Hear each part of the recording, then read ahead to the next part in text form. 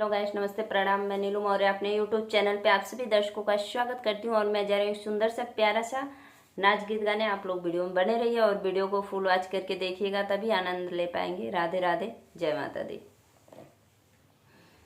लिहला धरती पे जनमवा का बनवला बाल माँ, लिहला धरती पे जनमवा का बनवला बाल माँ, का बनवला बाल माँ, का बनवला बाल माँ, लिहला धरती पे जनमवा का बनवला बाल माँ, लिहला धरती पे जनमवा का बनवला बाल माँ।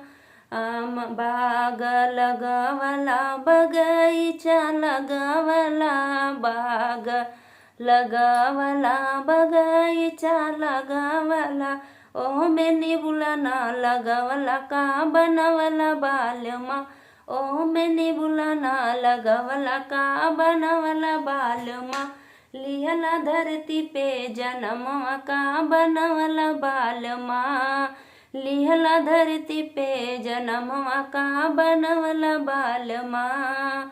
महला बनावला, अटारी बनावला, महला बनावला, दू महला बनावला, ओ में खिड़की ना कटवला, का बनवला बाल माँ, ओ में खिड़की ना कटवला, का बनवला बाल माँ, लिहला धरती पे जनमवा का बनवला बाल माँ, लिहला धरती पे जनमवा का बनवला बाल माँ, का बनवला बाल माँ, का बनवला बाल माँ, लिहला धरती पे जनमवा का बनवला बाल माँ, लिहला धरती पे जनमवा का बनवला बाल माँ।